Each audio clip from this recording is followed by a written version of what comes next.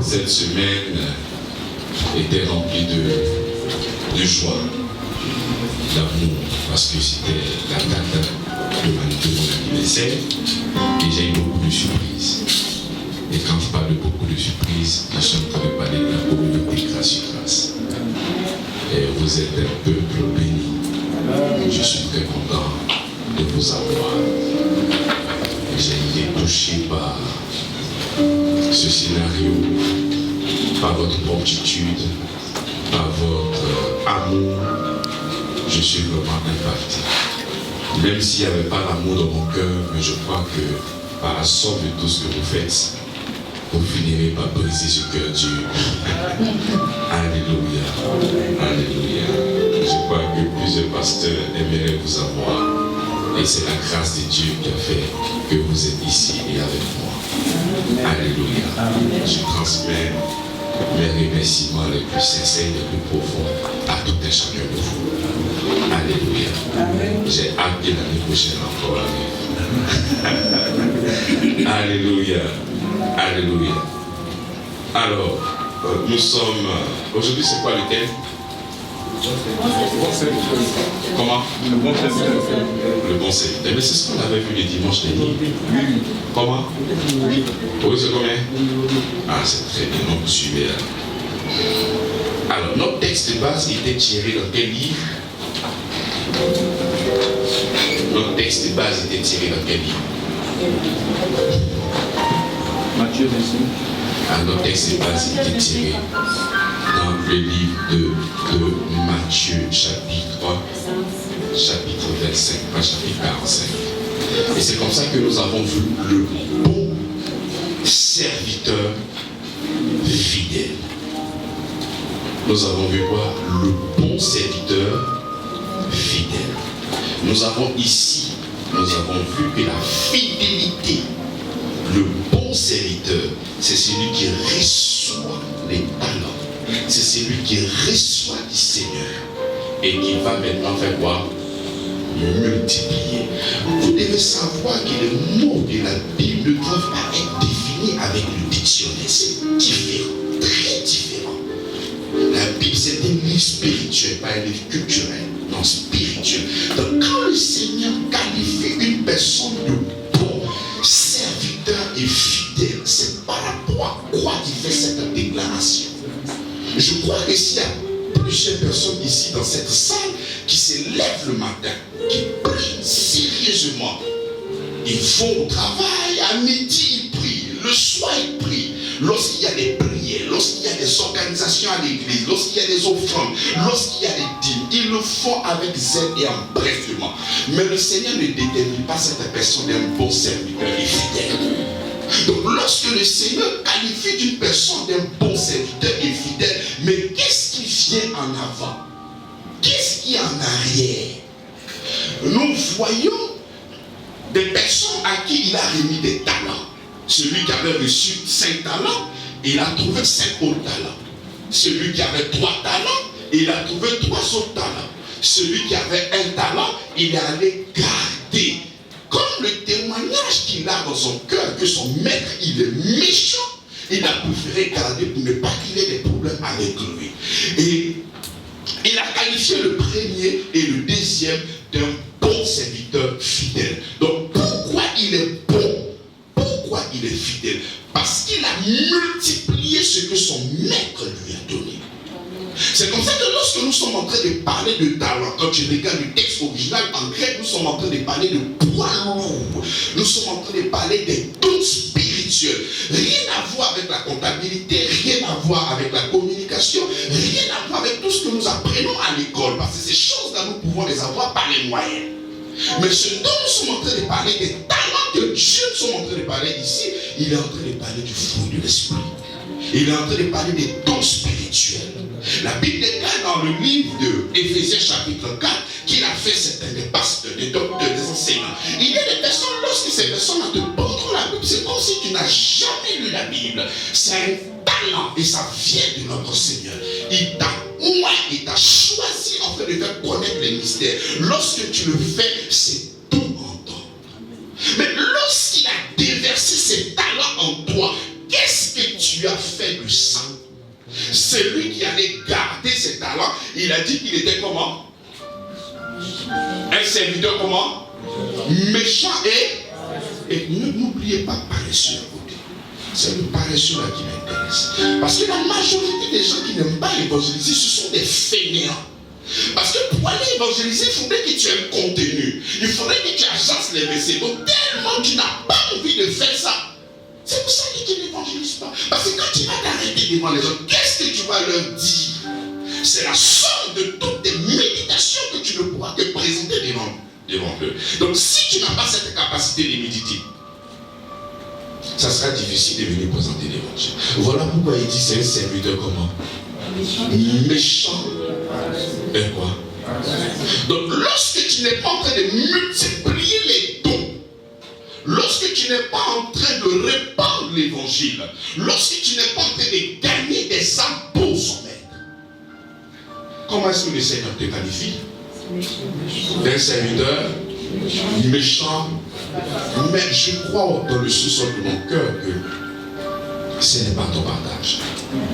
Même si l'année 2022 ou l'année 2021 ou l'année 2020, tu n'as pas pu évangéliser, tu n'as pas pu multiplier les dons que le Seigneur t'a donnés au profit des âmes. Et je crois qu'il n'est pas encore revenu pour nous demander des comptes. Donc nous avons cette capacité de nous racheter. Nous avons donc cette capacité de commencer à déterrer ce que nous avons sémé, afin de commencer à les multiplier. Il y a lieu de prendre maintenant ce talent qui est en nous. La Bible déclare que vous êtes bénis de toutes sortes de bénédictions dans les lieux célestes en Christ. La bénédiction sortira de toi. Souvenez-vous dans Genèse chapitre 3, le verset 15. Il dit ta postérité écrasera la tête du serpent. Donc cette bénédiction ne pourra que sortir de toi. Ça n'a rien à voir de vouloir regarder forcément une personne, si j'étais comme cette personne, si je pouvais être. Non, on n'a pas besoin de ça. Cette bénédiction sortira de toi et toi seul. Donc rien à voir de jeter des regards à gauche, à droite, si je pouvais avoir la vie de cette personne, si je pouvais être à sa place. Non. Il faut être conscient de ce que le Seigneur a mis en toi. Il a mis aussi des talents. Et ces talents sont extraordinaires. Lorsque tu le mets au service de Dieu, je crois que nous allons faire des choses extraordinaires. Il y a lieu de sortir de l'égocentrisme.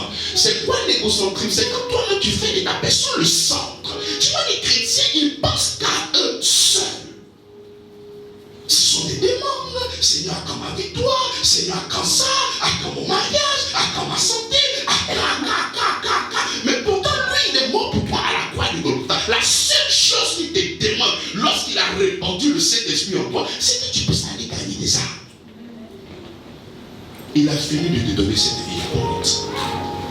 Il a fini de te donner la vie et l'immortalité. Il a fini de te donner la vie éternelle. Tu es devenu son fils par adoption. Maintenant, qu'est-ce que tu fais de ça? Pour tout ce qu'il a fait pour toi à la croix de Golgotha, pour ses dons, parce qu'il a fini de nous sauver. Il pouvait garder le Saint-Esprit, mais il a relâché ça pour nous, pour que nous puissions être capables de faire toutes choses. C'est comme ça que la Bible dit, je puis tout par celui qui me fortifie. Donc le Saint-Esprit en moi me donne des aptitudes. Le Saint-Esprit en moi me donne la capacité de pouvoir annoncer l'évangile. Alléluia. Un gars comme Pierre qui ne pouvait pas s'exprimer est. Mais lorsque le Saint-Esprit est descendu sur lui, il a eu cette capacité de pouvoir annoncer l'évangile. Celui qui pouvait régner Jésus-Christ.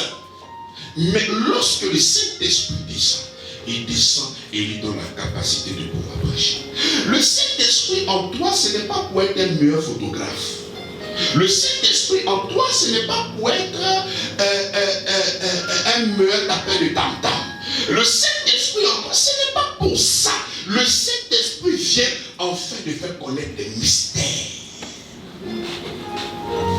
Le Saint-Esprit vient pour te rendre capable. Pourquoi? Enfin d'annoncer l'évangile. Et c'est comme ça que nous avons posé. Le Saint-Esprit que tu as reçu là présentement, qu'est-ce qu'il fait dans ta vie? Qu'est-ce qu'il fait dans ta vie? Chasser les démons, ça vient en second. Qu'est-ce qu'il fait dans ta vie, le Saint-Esprit que tu as reçu?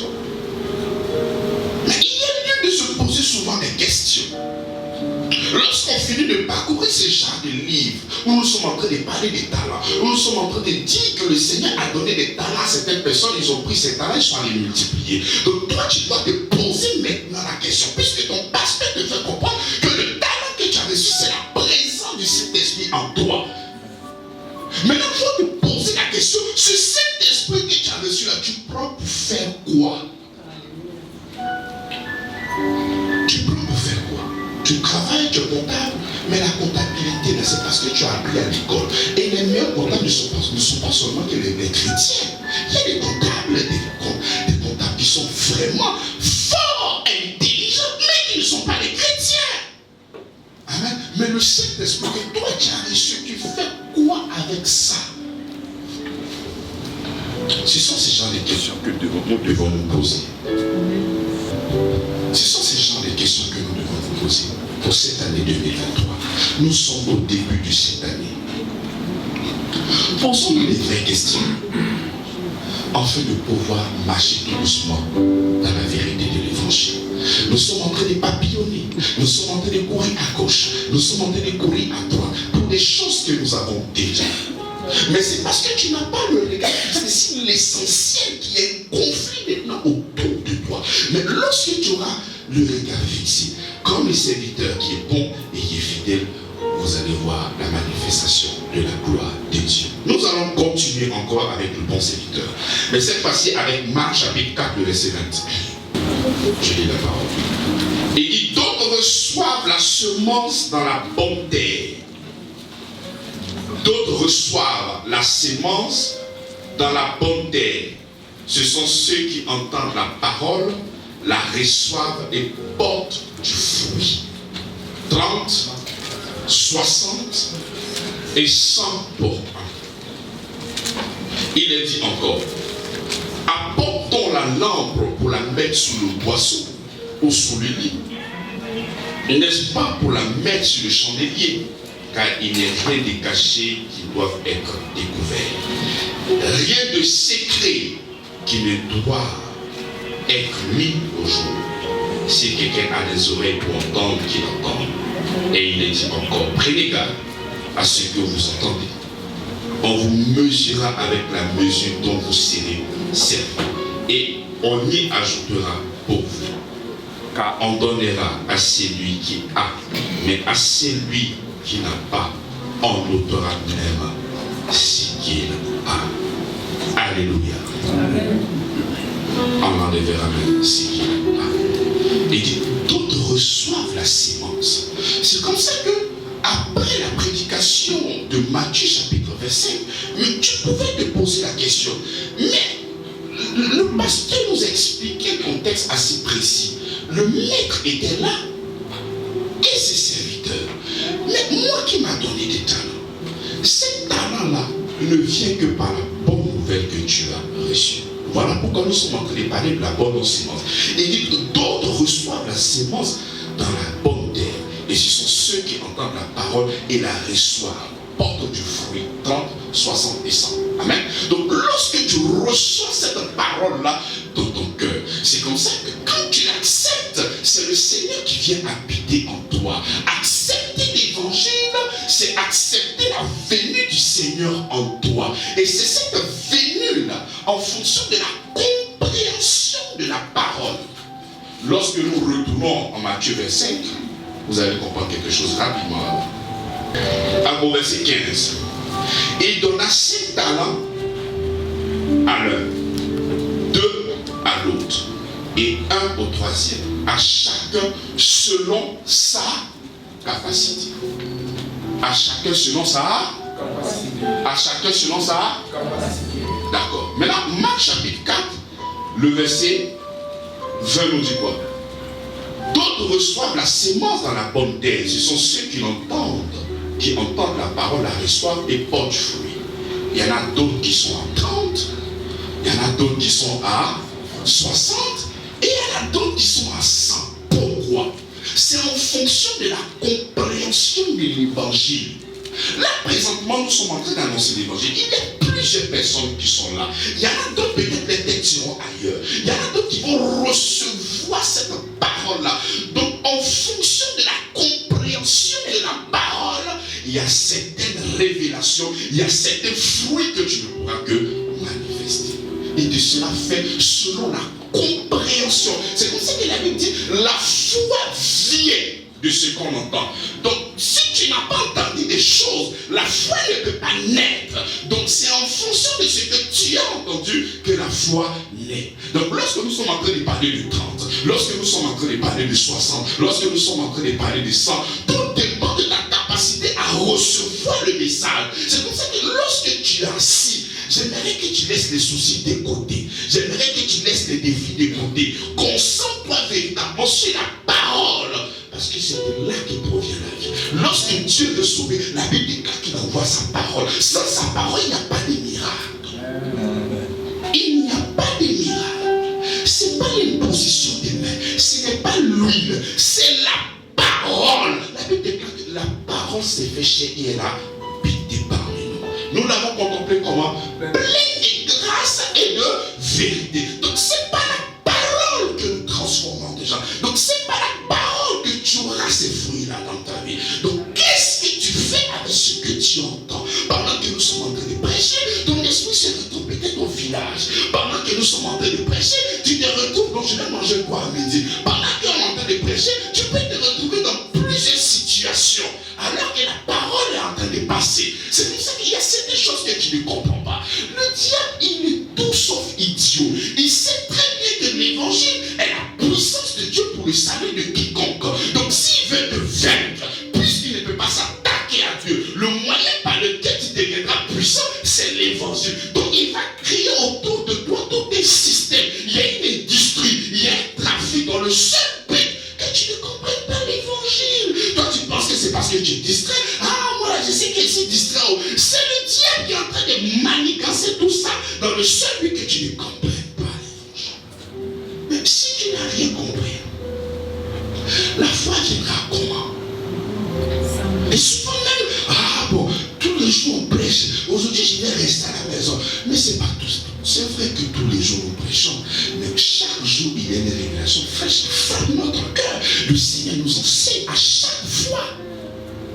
Mais si tu n'écoutes pas la parole de Dieu, si tu ne reçois pas la parole, si tu ne reçois pas la sémence, bien aimé, mais tu connais la loi de la terre, c'est en fonction de ce que tu mets que cette terre te produit. Mais s'il n'y a rien dans ton cœur, mais qu'est-ce que tu vas produire? L'homme de Dieu le plus haut, tu arrêtes de lire la parole de Dieu, tu vas te surprendre en train de dire n'importe quoi. Parce que c'est la parole de Dieu qui est notre lampe. Nous la lisons, nous la méditons tous les jours. Alléluia. Donc c'est au travers de cette parole que nous arrivons à multiplier ces fruits. Il y en a d'autres de 30, il y en a d'autres de 60, il y en a d'autres de 100. Et que cela fait selon ta compréhension. C'est pour ça que lorsque Pierre le dit autrement, il dit que la grâce et la paix vous soient multipliées par quoi? Par la connaissance. Pas par les positionnels. Par quoi? Par la connaissance. Mais la connaissance de quoi?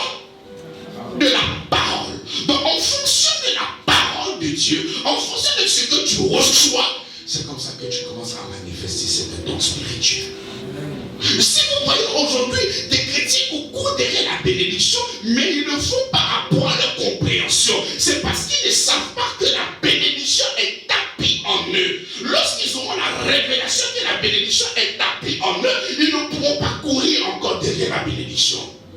Donc c'est en fonction de ta compréhension.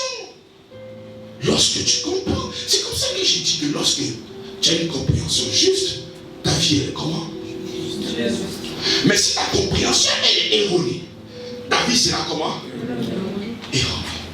Donc aujourd'hui, avec la portion de l'écriture, avec la révélation de la parole que tu reçois ici chaque dimanche, mais qu'est-ce que tu fais de ça?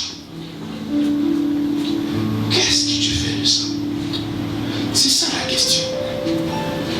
Le 21 dit quoi? Il leur dit encore, apportons la lampe pour la mettre sous le boisseau ou sous le lit. N'est-ce pas pour la mettre sur eux? Mais tu as reçu la bonne sémence. Tu as reçu la bonne parole. Tu es devenu enfant de Dieu. Tu es saint. Tu es concitoyen saint de la maison de Dieu. Tu as reçu tous ces privilèges-là. Et maintenant que tu es devenu une bombe atomique dans le monde des ténèbres, toi tu vas maintenant te boucher. Tu ne fais rien maintenant avec cette parole qui est en toi. La Bible déclare c'est comme un feu dévorant. Mais tu ne fais rien maintenant avec ce que le Seigneur t'a donné. Donc au lieu d'être mis sur le chandelier, en fait d'éclairer une race, en fait d'éclairer une nation, mais toi tu ne te trouves pas en haut, tu te trouves en bas. Mais tu fais quoi en bas? Et être en bas, c'est lorsque tu n'es pas là pour annoncer l'évangile. Mais lorsque tu n'es pas là pour annoncer l'évangile, mais tu éclaires comment? Comment est-ce que tu éclaires? C'est par la parole que nous arrivons à éclairer les gens. Mais comment est-ce que tu éclaires? Mieux, lorsque tu seras en train de porter les fruits de cette parole, lorsque tu seras en train de manifester l'amour, mais c'est en fonction de ce que tu seras en train de manifester que tu vas toucher plus loin. Ah, mais ce monsieur-là, mais il est bon du cœur. Ah, mais cette dame-là, mais c'est une bonne femme. Mais c'est en fonction maintenant de ce que tu vas dégager que certaines personnes seront touchées. Parce qu'il y a des gens que tu ne gagneras pas avec la parole. Il y a des gens que tu gagneras avec ton comportement. Et ces personnes-là seront tellement touchées par ton amour et par ta gentillesse qu'ils vont te demander, est-ce que lui-là, ce n'est pas un enfant de Dieu même? Mais les gens ne se posent pas des questions te concernant. Mieux, est-ce que ceux-là ne sont pas des féticheurs? Parce que son comportement est bizarre. Lorsque tu vas prendre le lit des pieds, lorsqu'il va se prononcer sur le foyer, il dit à la femme qu'à force de bien se conduire, elle gagnera son homme sans quoi? Sans la parole. C'est pas le fait de parler tu vas gagner cette personne-là sans tellement qu'il sera touché par ta conduite. Donc il y a une dimension où même la parole, la personne arrive à lire la parole. Nous sommes une lettre ambulante. Le fait de te voir, on arrive à lire la parole de Dieu. Parce qu'on voit la patience, on voit l'amour, on voit la bénignité, on voit le pardon, on voit la manifestation des fruits dans ta vie. Donc sans même ouvrir la bouche, cette personne-là, elle est impactée par ton Seigneur. Mais c'est pour ça que tu lumières. Mais qu'est-ce que le Seigneur a dit à ses apôtres? Il dit, vous êtes la lumière de Dieu. Vous êtes celle de la terre. Lorsqu'il fait ces déclarations, il y avait des érudits, il y avait des savants, il y avait des gens qui connaissaient, il y avait des docteurs de la loi. Mais il va laisser toutes ces personnes-là. Il va se tourner vers des paysans, des pêcheurs. Il regarde des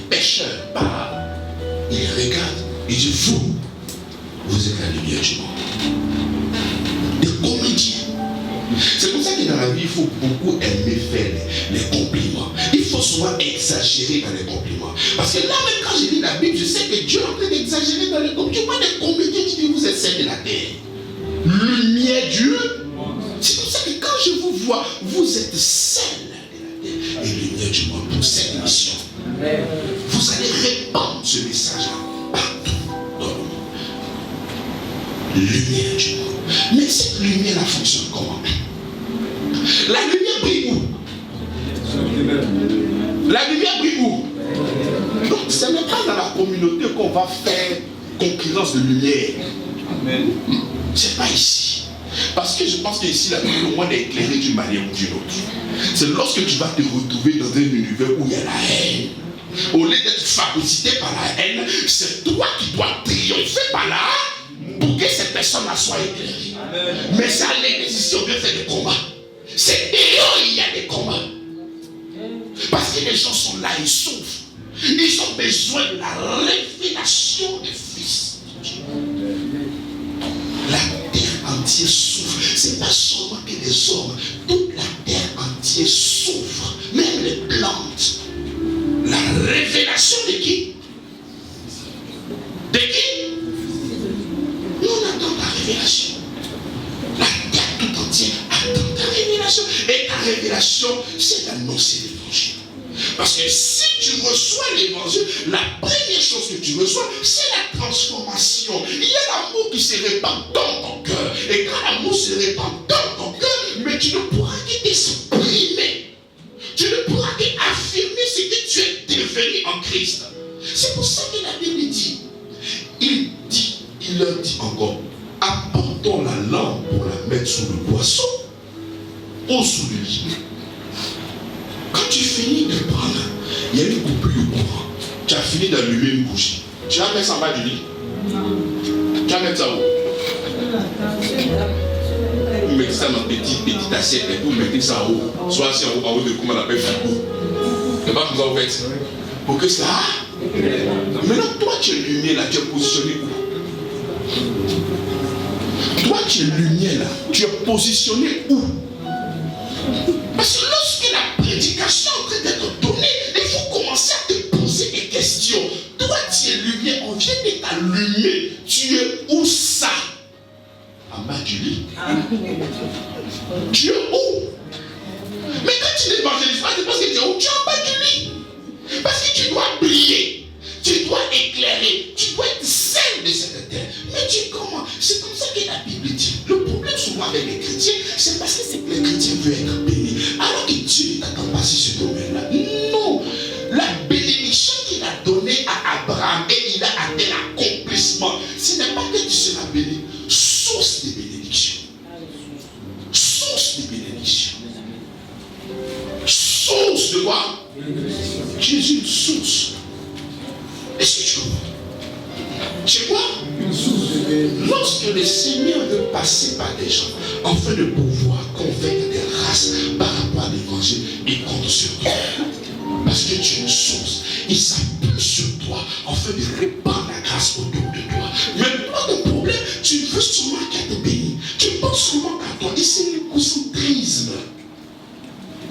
C'est toi seulement. Uniquement que toi. Alors qu'il avait dit, ma prière c'est que tout soit sauvé. Maintenant, comment est-ce que le Seigneur va sauver ces personnes-là? Comment? Lorsque le Seigneur était en train de donner, il donnait l'exemple sur l'histoire de Lazare et le riche homme. Qu'est-ce que le riche homme a demandé à Lazare? Il dit, Père Abraham, je t'en supplie, je te demande pardon. Laisse-moi aller sur la terre. Je vais parler à mère. Pour qui là? Pour ne pas qu'il vienne me trouver là où? Quelle était la réponse à Abraham? Il dit actuellement, s'ils n'ont pas cru à quelqu'un qui est vivant, c'est pas quelqu'un qui est mort là qui va prendre. Mais pendant que tu es en train de parler là, il y a un pasteur à vie qui est en train de parler à l'église grâce. Actuellement, il y a des gens qui sont en train de négocier pour dire les gars évangélisés. Et Abraham dit, s'ils n'ont pas cru à un prophète vivant, ce n'est pas quelqu'un qui est mort là qui vont écouter. Actuellement, où tu es en train de parler là, il y a mon fils là-bas, à vie, qui est en train d'annoncer l'évangile. S'ils ont cru, mais ils seront sauvés. Mais s'ils ne croient pas, c'est ça qui sera compliqué. Alléluia. Donc, lorsque nous sommes lumière, nous sommes là pour répandre cette lumière. Et répandre cette lumière, ce n'est pas partager l'argent. Partager l'argent, ce sont des artifices. Ce sont des moyens. Donner la nourriture à une personne, c'est pas ça l'amour. Ce sont des artifices. Par exemple, j'ai envie d'aller donner quelque chose à l'orphelinat. J'ai envie de faire du bien aux enfants. Non, mieux, j'ai envie d'annoncer l'évangile aux orphelins. Et je sais qu'ils ont besoin de nourriture. Je sais qu'ils ont besoin de vêtements. Donc les vêtements, la nourriture, ne sont que la porte d'entrée. Et quand j'arrive là-bas, je donne maintenant ce qui est essentiel. Ce qui est essentiel, c'est quoi? C'est la parole. Donc la nourriture vient au-devant de moi juste pour m'ouvrir la porte. Et quand tu arrives là-bas, c'est là maintenant que tu vas céder la parole de Dieu.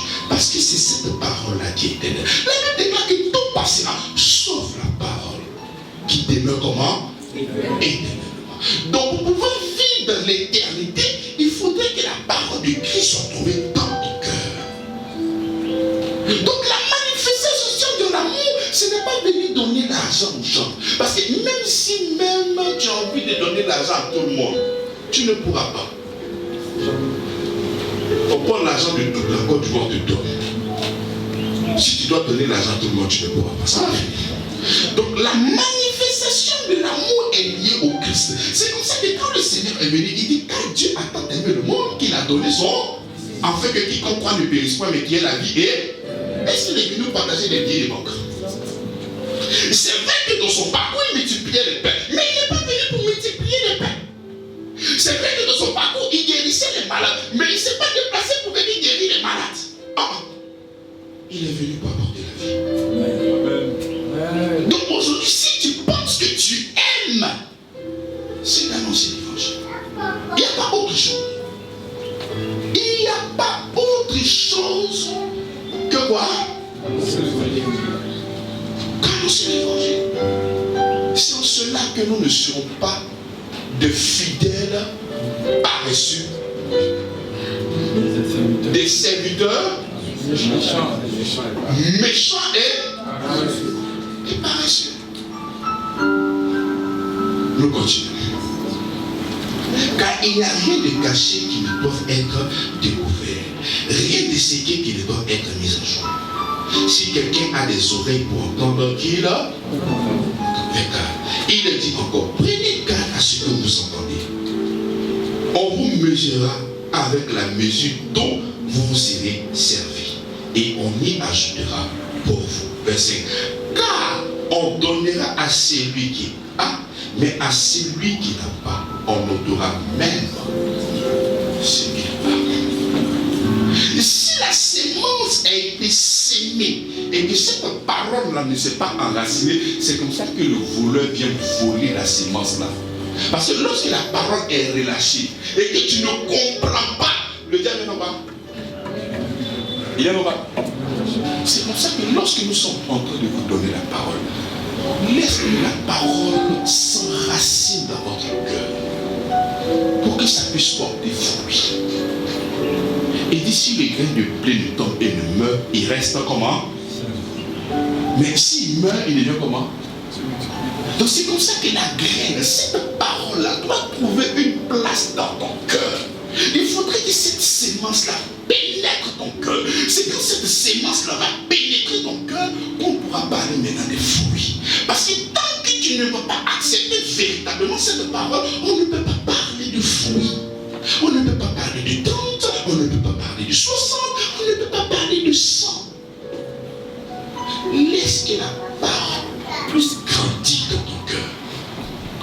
Laisse que la parole puisse grandir dans ton cœur. Lorsque nous venons à l'église, lorsque nous venons, le Seigneur s'est fait des docteurs, des enseignants, des prophètes, des apôtres. Il dit pour le perfectionnement des saints. Tu es déjà saint par rapport à la parole que tu as entendue. Mais nous sommes là pour le voir, pour le perfectionnement. Le perfectionnement ne provient que de quoi? Que de la parole de Dieu. À force d'écouter la parole, mais pourvu aussi que tu gardes cette parole-là dans ton cœur. C'est ce que Jacques dit. Parce que tu peux écouter cette parole, crier Amen. Et dès que tu sors de cette émission, mais tu as tout oublié. Mais il n'y aura pas de transformation. Parce que le diable aurait pris le temps maintenant de faire quoi? Mais de voler. Donc tu dois laisser cette parole-là pénétrer dans ton cœur. La majorité des fidèles, quand ils voient le serviteur, l'homme de Dieu, on dit voici le serviteur. Mais tu ne sais pas que toi aussi tu es un serviteur? Tu ne sais pas? Tu ne sais pas que tu es serviteur aussi? Je pose la question. Est-ce que tu sais que tu es serviteur? Est-ce que tu sais que tu es servante? Est-ce que tu sais ça? Mais je suis content. Maintenant, qu'est-ce que tu sais? Puisque je pensais que tu ne savais pas. Mais puisque je sais que tu sais, maintenant je te pose la question. Jérôme, qu'est-ce que tu sais? Oui, il n'y a pas de problème. Tu es serviteur. Maintenant, qu'est-ce que tu sais?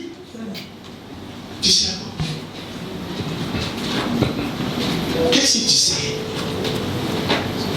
Hein? Les serviteurs et les servantes, vous servez quoi? Hein? C'est ça que nous devons servir. Vous allez voir, lorsque quelqu'un entre dans une église, le système, la politique du côté charnel, on crée des postes afin de pouvoir garder certaines postes. On te met là, on te met ici, on te met là. C'est pas ça. Parce que si tu n'as pas reçu le Seigneur, il ne te sert pas. C'est parce que le Seigneur te sait que tu as de quoi à servir. C'était ça l'image. Lorsqu'il était en train de laver le pied des disciples, avant qu'il ne lave, Pierre dit non, ne lave pas mes pieds. Et il dit, si je ne lave pas, tu n'auras pas de part. Le problème aussi, il y a une toute petite révélation qui est là. Le problème de l'être humain est toujours allé à l'extrême. Pierre dit, je ne veux pas que tu laves, parce que je ne suis pas là. Et il dit, si tu ne laves pas pied, tu n'auras pas de part. Il dit, c'est qu'il faut laver tout mon corps alors. On n'a pas besoin de laver tout ton corps, champion. On doit laver tes pieds. Il faut te calmer. Donc on est toujours prendre des choses à l'extrême. Donc c'est l'image du Seigneur. C'est le Seigneur qui sait. Mais qu'est-ce que le Seigneur sait? Il va servir de l'amour. Mais nous on est pressés pour venir balayer à l'église. Mais c'est pas ça. On est pressés pour venir placer les chaises. C'est bien, mais ce n'est pas ça. Ce qu'on doit servir, c'est de l'amour. C'est l'amour qu'il a communiqué à ses disciples. Il a communiqué ça. C'est pour ça que quand tu viens à l'église, ton cœur doit être réceptif. Parce qu'on doit te servir. C'est pour ça que moi je suis serviteur. Et je suis en train de servir de l'amour. Je te sers la parole du Christ. Et c'est quand je vais finir de te servir que tu auras de quoi maintenant à servir. Mais les gens vont ici, mais toi, ici, toi, là-bas, toi, ici, toi, ici. C'est un système pour pouvoir garder les gens. Parce qu'on ne veut pas que les gens là puissent de haut. Donc on les sécurise ça. Mais ce n'est pas ça. Ce n'est pas ça ce qui est important. Ce qui est important, c'est de comprendre l'amour de Dieu. Le Seigneur va te servir l'amour. Il va répandre l'amour de ton cœur. Au travers de son serviteur, il va s'arranger pour que tu puisses comprendre la profondeur des Écritures. Et c'est comme ça que ton cœur est rempli de la parole de Christ maintenant que tu viens. C'est comme ça qu'il y a des gens que le Seigneur n'a pas pris le temps de servir. Et tu vas voir ces prédicateurs en train de raconter n'importe quoi. Parce qu'il n'a pas pris le temps de servir. Ils ont seulement écouté des hommes. Ils ont seulement regardé à ce qu'ils vont gagner. Il dit que parce que c'est un privilège. Donc ils sont rentrés rapidement dans la mission, dans le fait de pouvoir gagner certaines choses. Donc le Seigneur n'a pas eu le temps de vraiment servir dans leur cœur. C'est le massacre qu'ils ont vu. que le Seigneur, pour que tu puisses servir, il faudrait qu'on te serve.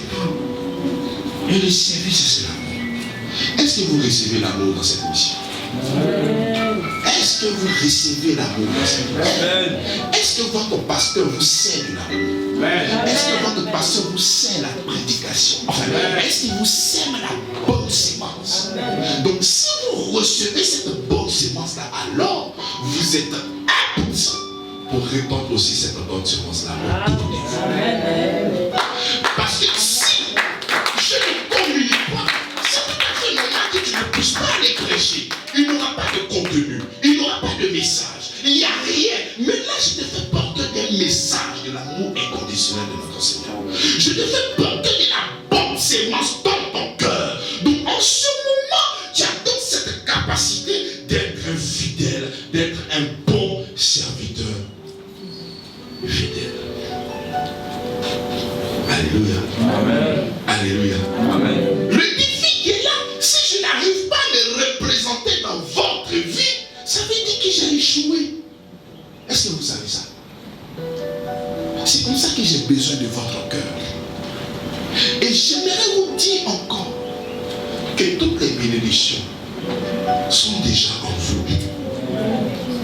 Le Seigneur ne va pas plus t'aimer que l'amour qu'il te donne maintenant.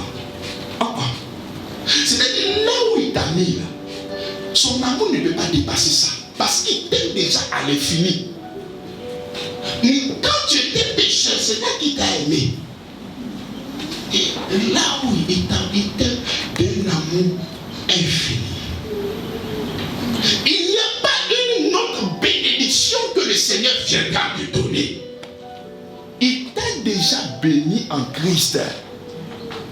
Il a déjà quoi? Mais il faut croire ça. Imagine-toi un chien qui essaie de mordre sa queue. Qu'est-ce qui va se passer? Il va faire quoi? Il va tourner en... J'aime cette expression. C'est vrai que tourner sur lui, c'est ça. Mais il va tourner quoi? À l'ivoirien, on dit tu dans ça des piments. Ça dit toi seul, tu es là, et puis tu es là, tu tournes sur toi-même. Pourquoi? Parce que tu es en train de courir pour des choses que le Seigneur t'a déjà données. Dieu t'aime tellement qu'il n'a pas prévu des bénédictions lapidaires pour toi. Toute la bénédiction se trouve en Jésus-Christ. Et celui qui a Jésus-Christ a toute la bénédiction du monde. Mais pour que tu puisses maintenant voir l'évidence de cette bénédiction-là, il y a lieu de comprendre la parole. Parce que tu dois manifester de l'autre côté la foi. Parce qu'il y a la grâce d'un côté et il y a la foi de l'autre. La foi, c'est comme la monnaie, c'est comme la pièce d'échange du royaume. Par exemple, j'ai besoin de cette tablette-là. Là, le gouvernement qui est ici, c'est le gouvernement de la grâce. Donc, je veux acheter cette tablette-là dans le royaume de la grâce. Je l'achète comment? Je l'achète comment? Avec la foi. Par exemple, ici, nous sommes dans le domaine terrestre. Pour prendre quelque chose avec quelqu'un, tu le prends avec quoi? Non, je parle du monde physique. La monnaie. Avec la main. Non, prendre. Avec quoi? La main. Voilà. Quand je te donne, tu prends avec quoi? Mais dans le monde immatériel, là-bas, il n'y a pas bras. Donc, comment est-ce que tu reçois maintenant cette bénédiction-là? Avec la foi. Avec la foi. Pasteur Mike. Avec quoi? Donc, c'est la foi. Cette grâce-là, elle est déjà tapie pour toi. Il n'y a pas une grâce que le Seigneur va m'envoyer encore. Parce qu'en Christ, il y a toutes sortes de bénédictions. Quoi? Mais ça m'étonne de voir les chrétiens, non Seigneur, quand j'ai avoir enfant. Non, mais ça c'est pas des bêtises, ça ce n'est rien, parce que tu n'as pas besoin même d'être chrétien pour avoir un mariage. Tu n'as pas besoin d'être chrétien pour avoir un mariage. Non, ça c'est un dessin, c'est le niveau le plus bas de la bénédiction. Ce n'est rien, tellement que c'est un acquis, c'est à toi. Lorsqu'on parle de la bénédiction, l'apôtre Paul dit que tout est à vous, soit la vie, soit la mort. Il parle des choses, c'est grave. Tu as le droit de décider. Tu portes la lumière de Dieu en toi. Tu as le Saint-Esprit. Tu es en train de parler d'argent. C'est faible. C'est faible. C'est comme ça que nous devons être conscients. Parce que je pense que le diable passe par le manque. Afin de te ravir l'adoration. Afin de te ravir l'évangélisation. Ah mon cher, au lieu de chercher à l'évangéliser là même là, moi je n'ai pas encore payé mon loyer, c'est encore difficile. Si les gens ont un peu d'argent, c'est pour ça que chanter payer de Dieu, ça ne finit pas. Je sais et je comprends. Mais tout ça c'est pour te ravir ça. Parce que le Seigneur sait pourquoi. Le diable sait pourquoi. Que quand tu es sauvé, la seule chose qui te reste c'est d'annoncer l'évangile. Il sait. Donc il va te défocaliser, il va toujours apporter ton regard là où il y a le manque. Il ne va jamais te montrer. Tu vois, si tout de suite on reçoit une personne ici, il va dire j'ai des difficultés, j'ai ci. Mais quand il va lui demander, faisons une pause et on va essayer de lister tout ce que le Seigneur a fait pour toi cette année. La personne sera surprise, elle va dire waouh, mais le Seigneur a fait beaucoup pour moi cette année 2023. Mais la capacité du diable, c'est de te montrer toujours ce qui ne va pas. C'est-à-dire tu as eu tout, peut-être année 2020. Est-ce que toi-même, là, cette année, tu as pu te marier? Ah, toi aussi. Dieu-même, là, il t'a oublié ou bien? Ah, tu n'as pas que tu vieillis. Donc, pour les choses que le Seigneur a fait, il a fait des choses extraordinaires, mais le diable a toujours tiré dans l'attention si des choses qui ne marchent pas. Et quand il finit de s'aimer dans ton cœur des choses qui n'ont pas marché, tu es abattu. Tu n'as pas le courage, tu n'as pas l'audace de parler à haute et intelligible voix, mais ton cœur témoigne que tu es en colère contre Dieu. Ton cœur témoigne que tu as mis Dieu sur une chaise blanche, Seigneur, tu m'as abandonné. C'est compliqué. Tu n'as pas me dit que tu ne vois pas ma situation. Tu n'as pas me dit que tu ne sais pas quelles sont les profondeurs de ma joie. Tu n'as pas me dit que ça, tu n'as pas me dit que si. Mais tu ne regardes même pas. Hein? Voici la fille là, même elle n'est même pas en Christ, même déjà elle est se marier. Mais moi, qu'est-ce qu'il t'a fait, Seigneur? Qu'est-ce que je t'ai fait, papa? Et au lieu d'être en joie, il vient te ravir cette joie. Le diable sait qu'il nous dit que soyez joyeux. C'était ma fille qui a donné ce message là, lors des comment on appelle, des versets. Elle dit que c'est joyeux. Toujours comment? Il sait que tu dois être toujours comment? Mais on voit ton visage, c'est toujours confondu. Ton visage est serré et c'est compliqué. C'est toi qui as des problèmes. Ici c'est compliqué. Mais il te sera fait selon ta foi. Il te sera fait selon l'expression de ton visage. Ton visage est toujours comme ça. C'est comme ça que ton visage aussi va rester comme ça. Mais c'est comme ça. Mais si le Seigneur dit soyez toujours joyeux. Mais quand tu es joyeux, c'est que tu reconnais que le Seigneur, il est le chef de ta vie. Il est le roi des rois. Aucune chose ne peut te vaincre. Mais tu ne peux pas en même temps avoir le regard fixé sur le Seigneur et avoir le regard fixé sur le diable. Donc lorsque tu es en train de serrer ton visage, c'est compliqué, c'est difficile. Je te dis que tu as le regard tourné sur le diable. Tu n'as pas le regard tourné. Parce que quand tu as le regard tourné vers le Seigneur, la Bible déclare que tu es transformé en son image de gloire. Donc tu ne peux pas regarder le Seigneur et avoir un visage comme ça dur. Parce qu'il a vu en train de donner des coups. Même quand c'est Dieu que c'est difficile, tu es toujours rayonnant de gloire. Parce que ton cœur témoigne la présence de Dieu dans ta vie. C'est ça la bonne sémence. Donc évitons cette année 2023 de tomber dans les stratégies du diable. Non. Il ne peut rien te faire. Il est trop faible. Il est faible. Il est déjà vaincu. La dernière fois, je disais, la seule information que le diable a de vous, c'est votre pointure de chaussure. Pourquoi? Parce que votre pied est constamment sur sa tête. Vous l'écrasez chaque jour que vous marchez. Donc, vous marchez avec un ennemi qui n'est pas partiellement, mais qui est totalement comment? Mais comment est-ce que vous avez peur d'un ennemi qui est vaincu? Ah! Jusqu'à des gens me font des séminaires pour vaincre le Goliath de ma famille. Goliath est tombé avant même que Christ vienne. Mais qu'est-ce qu'il y a avec Goliath? Laissez Goliath en paix. Tu sais qu'on va répondre de toutes ces choses-là que nous avons proférées sur la terre. Arrivé là-bas, Dieu, on avait une mise en scène pour faire comprendre que Christ a déjà vécu. Mais tous les jours, Goliath était dans la bouche. Tu as quel problème avec moi-même? Tu as quel problème? Qu'est-ce qui se passe? Laissez Goliath. Goliath est déjà tombé depuis pépette les oies. Il est déjà anéanti. Et quand nous sommes en train de parler de David et Goliath, c'est le type de Christ. Parce que Goliath représentait les Philistins. David représentait le peuple de Dieu. Donc il y avait deux représentants. C'est celui qui gagne, qui saute, qui a la victoire. Si c'est Goliath qui a battu David, ce sont les Philistins qui ont gagné. Si c'est David qui a battu Goliath, c'est le peuple de Dieu qui a gagné. Et nous avons aussi un représentant. Parce que David, c'est le type du Christ. Christ aussi est venu. Et il y a eu un combat. Et il a vaincu le diable. La Bible déclare qu'il a dépouillé. Il a humilié. Et il est venu s'asseoir maintenant en toi. Et toi, tu dis, j'ai fait séminaire pour aller détruire le diable. Sois sérieux cette année 2023. J'aimerais que tu sois véritablement sérieux. Parce que la Bible dit que le thème de l'année passée, c'était plus que...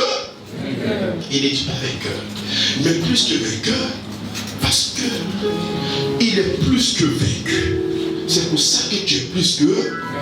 Et puis toi, tu vas venir lui donner... Aujourd'hui, le diable est devenu une superstar dans notre église.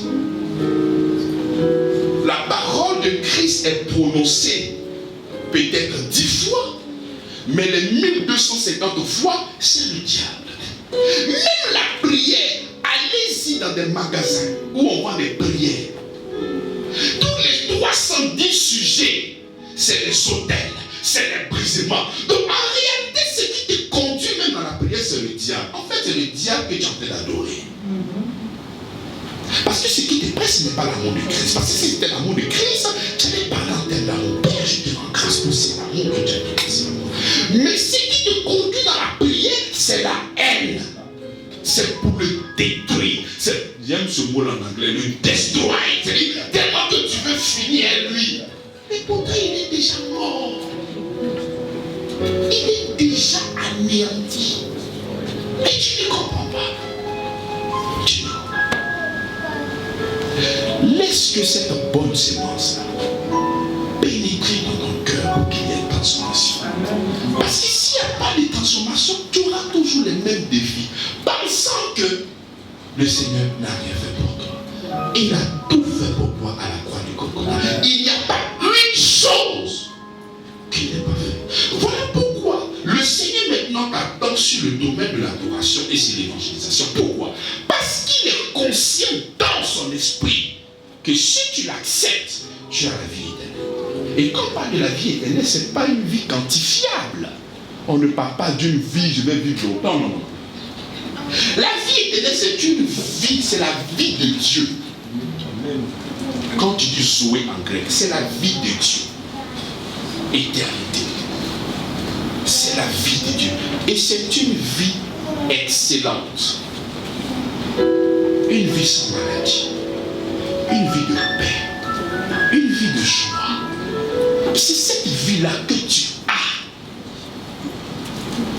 Que tu as. Pas que tu auras. Je dis que tu as. Quand on dit tu as, ça veut dire quoi? Hein? Ça veut dire quoi? C'est à moi. C'est pour moi. C'est déjà là. Et c'est en fonction maintenant de ta capacité à avoir le regard fixé sur le Seigneur que tu pourras maintenant utiliser tout ce que le Seigneur t'a donné. Donc, bien aimé dans le Seigneur, il nous a déjà tout donné. Tout donné. Et le Seigneur maintenant t'attend sur le domaine de l'évangélisation. Parce qu'il t'a rendu lumière. Il a fait de toi lumière. Il a fait de toi sel. Il a besoin maintenant. Tu es son représentant. Tu es quoi? Tu es quoi? Son représentant. On te Autrefois, lui-même, il était là. Il avait le corps. Il était là. Maintenant que son sang est versé, c'est son esprit maintenant qui est sur toi et qui est sur moi.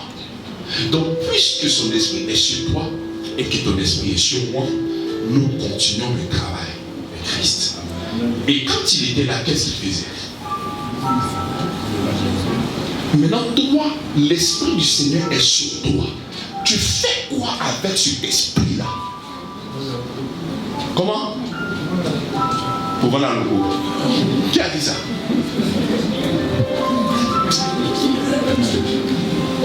Tu fais quoi avec ça? Ça fait rigoler et je ne veux même pas que vous puissiez rigoler. Non! Mais il faut se poser parce que vous êtes là en train d'accuser toujours le Seigneur. Mais pour tout ce qu'il a fait pour toi, de Dieu qu'il est, il est descendu, il est venu mourir pour toi, il a été humilié, se rabaissant jusqu'à la croix. Il a tout fait pour toi, pour que tu puisses avoir la vie. Et en plus de la vie, il t'a donné le Saint-Esprit. Maintenant, tu as revêtu Christ. Tu fais quoi maintenant? Il dit, allez-y, faites de toutes les nations des disciples. Maintenant, qu'est-ce que tu fais avec le mot d'ordre qu'il a donné? Tu es un serviteur. Qu'est-ce que tu fais de ça? C'est ça le thème de ce dimanche. Un bon serviteur. Le bon serviteur, ce n'est pas celui qui vient payer sa dîme. Ce n'est pas celui qui vient chanter à l'église. C'est vrai que le Seigneur nous attend sur le domaine de l'adoration. Mais il aimerait que nous puissions impacter. Il aimerait que nous puissions impacter. C'est pour ça que quand il est venu, il s'est choisi 12 personnes avec qui il a commencé à répandre l'évangile. Les 12 sont passés à 70, les 70 sont passés à 100, mais juste aujourd'hui. Mais qu'est-ce que nous sommes en train de faire? Qu'est-ce que nous sommes en train de faire? Nous devons annoncer l'évangile. Tu me diras certainement, pasteur, comme moi, ma conception autrefois, lorsque je n'étais pas pasteur, quand on vient vers moi, non, moi, c'est pour soutenir la mission, moi, je vais soutenir. Allez-y, évangélisez, moi, il y a des choses à faire. Tu peux aussi avoir cette conception, mais elle est erronée. Elle est erronée. Il y a des gens qui ne vont que croire au Seigneur grâce à toi. Il y a des personnes qui n'ont plus confiance au pasteur. Quelle que soit ta prestance, quelle que soit ton éloquence, quel que soit ce que tu vas présenter, moi là, parce que ces personnes ont été tellement abusées qu'elles ont décidé d'une manière unilatérale que je ne croirai plus jamais de ma vie à un pasteur. Même je ne vais même plus à l'église. Alors que peut-être cette personne a beaucoup de respect, beaucoup d'admiration pour toi. Donc toi tu serais maintenant une porte afin de pouvoir lui annoncer l'évangile. Maintenant toi tu n'annonces pas l'évangile. Cette personne-là sera gagnée comment? Cette personne sera gagnée comment? C'est comme ça que dans votre vie, il y a forcément une personne qui n'a pas encore reçu le Seigneur. Et cette personne-là l'attend. Pour que tu lui ouvres la bouche. C'est vrai que j'ai été déçu. Mais le Seigneur, voilà. Cette personne-là sera touchée. Et cette personne-là va vivre. Si ce que tu lui dis, j'accepte le Seigneur Jésus-Christ. Alléluia. Amen. Alléluia. Amen. Donc, ne croyez pas que votre pasteur va convertir sur tout le monde. Ce n'est pas possible. Est-ce que je connais tout ce que je connais? Il y a des gens qui disent qu'il faut venir à l'église, ils ne vont pas venir. Ce que tu reçois ici, là, il faut prendre par le communiquer aux gens. Que tu te retrouves au travail, que tu te retrouves avec tes amis, que tu te retrouves avec tes collaborateurs, que tu te retrouves dans ta famille. Mais prends ce message-là et parle de notre Seigneur Jésus-Christ. Afin de pouvoir gagner des gens. C'est ce que le Seigneur nous demande. Alléluia. C'est ce qu'il nous demande. Et j'aimerais pour toi, puisque je suis ton pasteur, j'aimerais que tu sois un bon serviteur et fidèle. J'aimerais que tu sois un bon serviteur. Enfant de Dieu, tu l'es par la foi en Jésus-Christ. Mais au-delà de ce que nous sommes déjà comme enfants de Dieu, nous devons servir. Et servir, c'est d'annoncer l'évangile. Le groupe musical, nous sommes impressionnés de votre talent. Oui, c'est vrai. Vous chantez très bien, il n'y a pas de problème. Vous m'en allez évangéliser. Vous filmez bien. Quand je me vois même, je suis content après. Mais ce n'est pas de ça qu'il s'agit. Allez-y évangéliser. Oui, vous venez combler les chaises ici à l'église et le pasteur prêche, il est content, il est heureux, c'est vrai. Allons-y évangéliser. Moi, je ne m'arrête pas là. Qui a dit que les pasteurs, c'est venir et prêcher les dimanches? Non. Lundi, mardi, on continue le service. Que ce soit à la maison, dans nos familles, avec nos collaborateurs et toutes ces personnes qui sont autour de nous. Nous continuons à chaque fois de répandre l'évangile. Mais c'est pour ça que nous avons reçu le Saint-Esprit. C'est pour ça. Et c'est une manière d'exprimer ta foi. C'est une manière de quoi? C'est une manière de quoi? D'exprimer ta foi. Je sais que je suis un enfant de Dieu. Certes, je n'arrive pas à gagner beaucoup d'argent. J'ai peut-être un salaire de 150 000. On veut me donner encore l'opportunité que je puisse travailler jour comme ce qu'on fait en Europe. Jour et nuit, je travaille à chaque fois. Et je n'ai même pas un peu de temps pour annoncer l'évangile. Je préfère me contenter d'un boulot. Et je sais qu'il y a une portion de l'écriture qui dit: vous vous levez tôt le matin, vous rentrez tard le soir. Pour le père de boulot, moi je donne ça à mes enfants. Je préfère me contenter d'un boulot et prendre le reste de mon temps. Aller annoncer l'évangile. C'est la foi.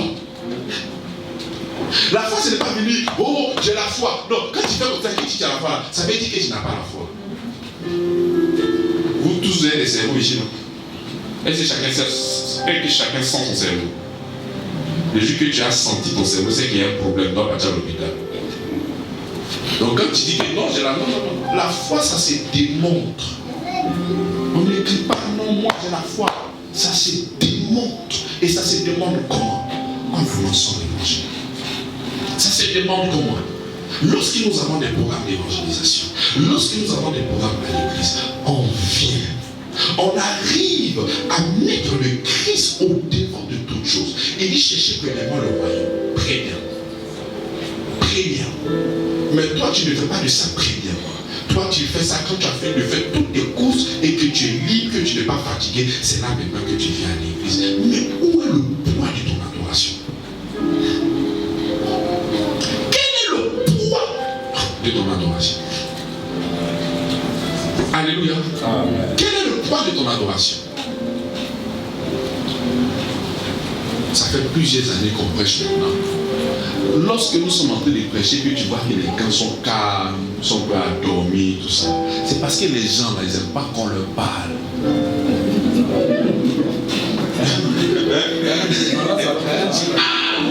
Le gars là me prend, il n'a qu'à laisser, il est sur notre vie comme ça.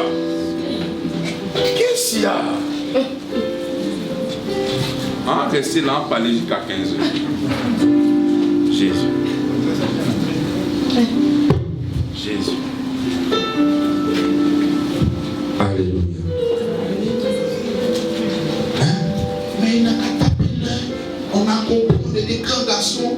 Mais est-ce qu'il a besoin de répéter? L'apôtre Paul dit: je ne me cesse de vous écrire les mêmes choses, car pour vous c'est.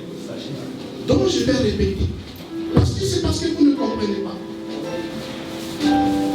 C'est parce que vous ne comprenez pas. Nous devons servir le Seigneur. La Bible dit quoi? Que la poisson comment? Mais qu'est-ce que ça veut dire? Je comprends pas. Comment? Qui peut se lever dans me répondre à haute et intelligible voix? Je n'arrive pas à comprendre ce verset. C'est difficile pour moi. J'ai lu, mais je ne comprends pas. La moisson, elle est grande, mais il y a peu d'ouvriers. Qu'est-ce que cela veut dire? Qui peut m'aider, s'il vous plaît? Dans un français simple et modéré. Allez. Selon moi, dans le monde, il y a beaucoup d'âmes qui sont en train de mourir. Mais les serviteurs du Christ qui doivent aller les sauver sont peu et ne vont pas faire.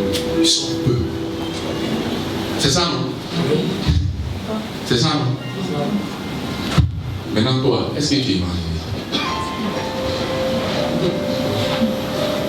Est-ce que tu sauves les âmes? Parce que le Seigneur lui-même prend le soin de te dire que la moisson, elle est grande. Les arbres, il y en a plein.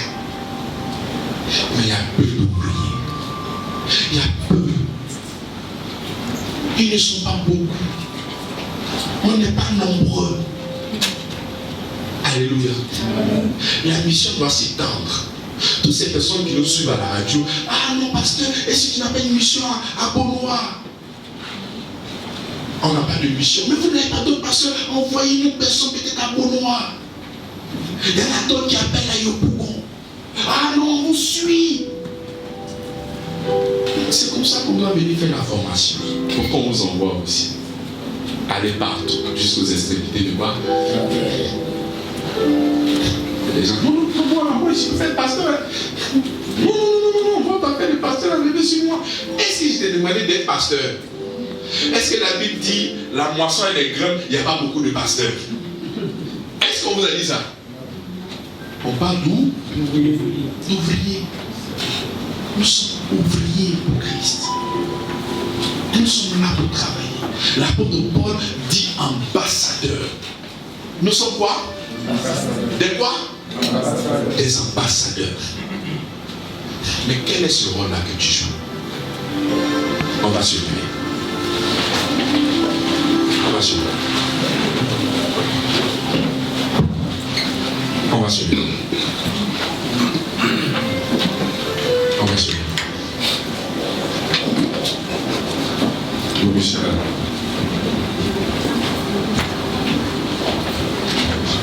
J'entends plus haut.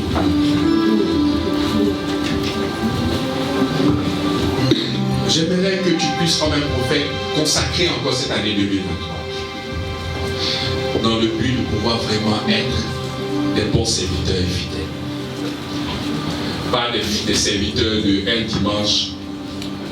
C'est-à-dire, il y a 4 cultes par mois, mais on te voit seulement qu'une fois dans le mois. Que le Seigneur te délivre de ça. Si tu as trop fait, c'est 2 fois par mois. Que le Seigneur te délivre de ça.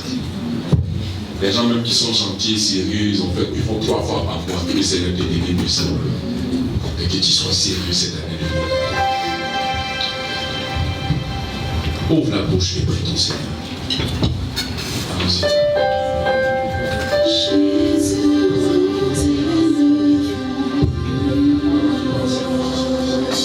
Ouvre la bouche. Fais-lui comprendre que cette année, tu n'auras que la foi pour lui. Tu ne pourras que t'exprimer. Tu ne pourras que annoncer l'évangile. Ouvre ta bouche. Annonce-lui. Dis-lui. Commande cette année 2023. Toi, année 2023. Je serai là.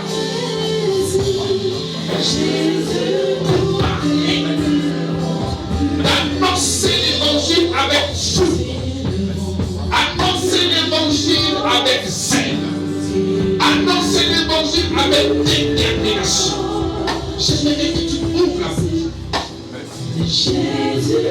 Sois le prophète de ta vie. Il faut commencer au mois de janvier jusqu'au mois de décembre. Il faut annoncer des choses qui vont arriver dans les jours à venir. Il faut annoncer des choses qui viendront. Déclare sur ta vie. Ne te fais pas prier. Il t'a donné le pouvoir. Il t'a donné la capacité. Il dit tout ce que tu diras sur la terre sera lié dans les cieux. Et tout ce que tu déliras sur la terre sera délié dans les cieux. Telle est la portion au nom puissant de Jésus-Christ. Cette année, nous allons parler de toi, Père. Nous allons t'élever, nous allons annoncer l'évangile au point où nous serons remplis et submergés par les enfants. Merci pour ta grâce. Merci pour ton amour, Seigneur. Merci pour ta fidélité. Merci pour ta chance. Merci pour ton amour. Nous te demandons.